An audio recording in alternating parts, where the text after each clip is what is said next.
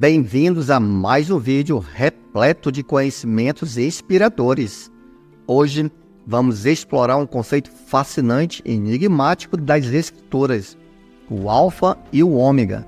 Você já se perguntou quem ou o que exatamente é esse Alfa e o Ômega mencionado na Bíblia? Vamos mergulhar nesse tema intrigante e descobrir o significado por trás dessa expressão nas Escrituras Sagradas. Veja agora na sua Bíblia o relato de Apocalipse capítulo 1, versículo 8. Diz assim: Eu sou o Alfa e o Ômega, o princípio e o fim, diz o Senhor, que é, que era e que há de vir, o Todo-Poderoso. Agora que temos esse versículo poderoso em mente, vamos investigar por que Deus se refere a si mesmo como o Alfa e o Ômega. Pois o Alfa e o Ômega são as primeiras e as últimas letras do alfabeto grego, utilizado para escrever o Novo Testamento. Mas por que Deus escolheu usar essa expressão? A resposta é profunda e reveladora. Quando Deus diz ser o princípio e o fim, Ele está enfatizando que sempre existiu e sempre existirá. Não há começo e nem fim para o Deus Todo-Poderoso. Ele transcende o tempo e a própria criação, sendo eterno em sua natureza.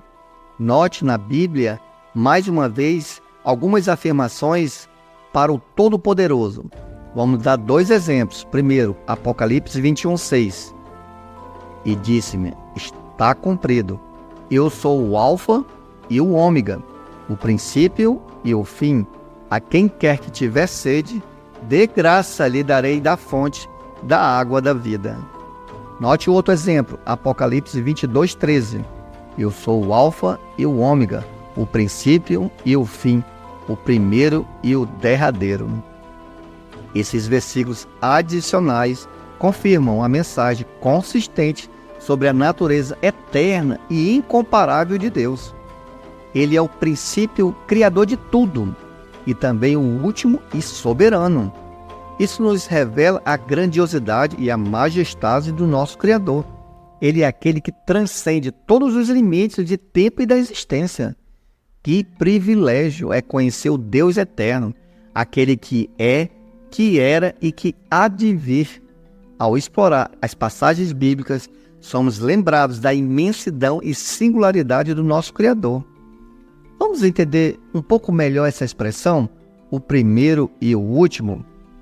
É uma joia espiritual que brilha tanto para o Criador, o Deus Todo-Poderoso Jeová, e também para seu Filho, Jesus Cristo. No entanto, é importante entender que a conotação varia de acordo com a pessoa mencionada. Vou aqui dar dois exemplos. Primeiro, Isaías capítulo 44, versículo 6. Note o que diz: Assim disse o Senhor, Rei de Israel e seu Redentor, o Senhor dos Exércitos: Eu sou o primeiro e eu sou o último, e além de mim não há Deus. Aqui encontramos o Todo-Poderoso Jeová Deus identificando-se como o primeiro e o último. Isso significa que Ele é o Deus eterno e único, transcendendo o tempo e qualquer outra divindade. Ele é o Criador primordial e o fim supremo. Essa expressão ecoa a verdade de que não há Deus além dele, fortalecendo a compreensão de sua supremacia, conforme também mostra o texto do livro de Deuteronômio capítulo 4. Você pode ler o versículo 35 e o 39. Veja um outro exemplo, agora se referindo a Jesus. Apocalipse capítulo 1, versículo do 17 ao 18, e depois Apocalipse capítulo 2, versículo 8. Diz assim, Ao vê-lo, caí aos seus pés como morto, e ele pôs a mão direita sobre mim, dizendo: Não tenhas medo. Note, eu sou o primeiro e o último e o vivente, e fui morto, mas eis que estou vivo para todo sempre. Escreve ao anjo da congregação em Esmirna: Estas coisas diz o primeiro e o último, que foi morto e reviveu. Aqui, nesse texto, a expressão assume um papel diferente. Jesus Cristo, o Filho de Deus, se apresenta como o primeiro e o último.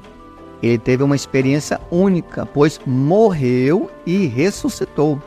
Isso diferencia Jesus de Deus, pois Deus, Jeová, nunca morreu. Jesus foi o primeiro a ser ressuscitado como um espírito imortal para habitar nos céus. E ele é quem ressuscita todos os outros, guiando-os à vida eterna, conforme mostra os textos de Apocalipse capítulo 1, versículo 18.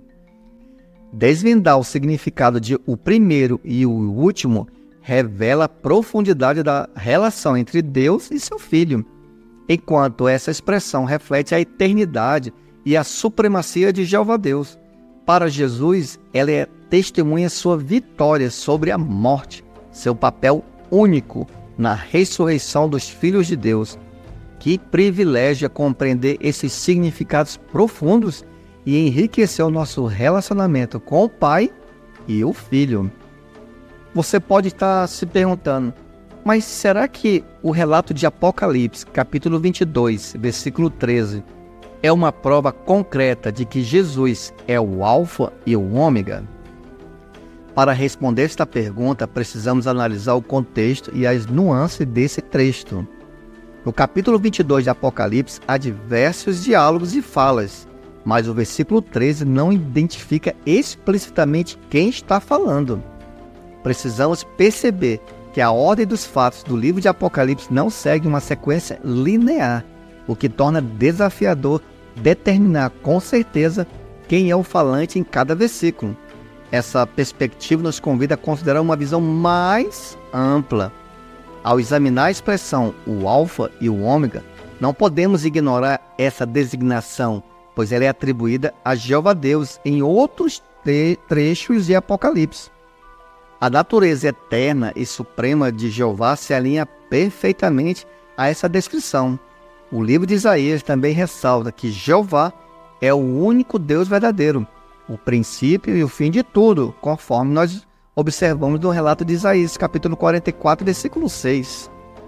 Embora o mistério permaneça sobre o falante exato de Apocalipse 22, 13, nossa exploração nos revela que a expressão o Alfa e o Ômega se alinha harmoniosamente com a natureza de Jeová Deus, pois a sua eternidade, a sua supremacia e papel como Criador são inegáveis. Portanto, enquanto que o capítulo 22 de Apocalipse nos desafia com suas múltiplas vozes, a coesão da Bíblia confirma que o Alfa e o Ômega é um título que se aplica ao Deus o Todo-Poderoso. A perplexidade muitas vezes surge quando nos deparamos com passagens mais complexas da Bíblia, como o texto de Apocalipse capítulo 1, versículo 11. Vamos analisar um exemplo que lançará luz sobre a nossa exploração aprofundada do significado de o Alfa e o Ômega. Convido você a fazer uma pausa no vídeo e me acompanhar em sua Bíblia enquanto mergulhamos nesse estudo esclarecedor. Vamos observar? Na versão da Bíblia Rei Jaime Fiel, o texto de Apocalipse 1,11 se expressa assim, preste bem atenção, dizendo: Eu sou o Alfa e o Ômega, o primeiro e o último, e o que tu vês, escreve em um livro e envio às 7 igrejas que estão na Ásia, a Éfeso, a Esmirna e a Pérgamo, e a Tiatira, e a Sardes, e a Filadélfia, e a Laodiceia.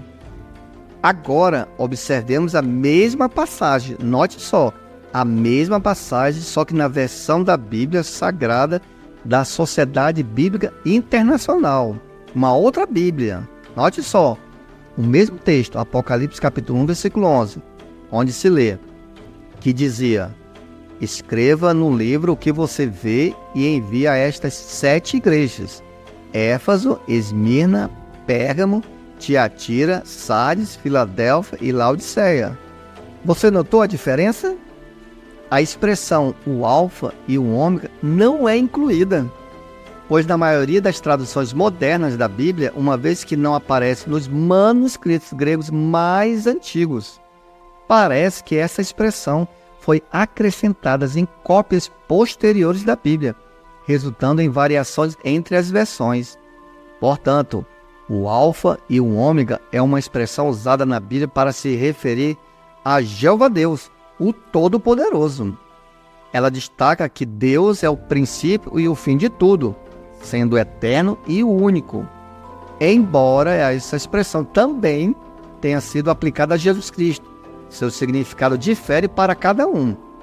Pois observe, em Isaías capítulo 44, versículo 6, Jeová afirma ser o primeiro e o último, evidenciando a sua exclusividade como Deus. Já em Apocalipse, a referência a Jesus como o primeiro e o último relaciona-se à sua ressurreição e papel do ressuscitador, enfatizando a sua importância na obra divina.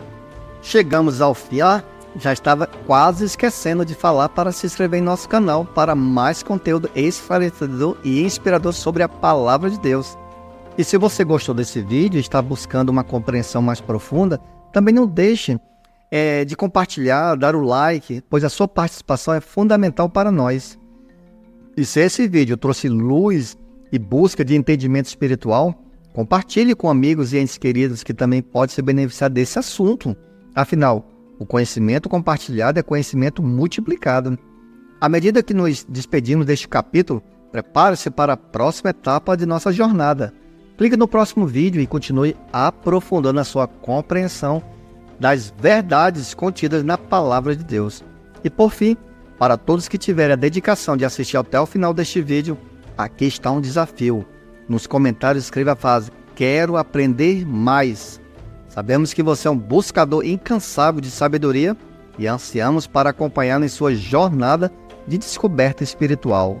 Agradecemos por fazer parte desta comunidade de aprendizado e que a luz da verdade continue a iluminar o seu caminho. Até a próxima, amantes da sabedoria e da fé.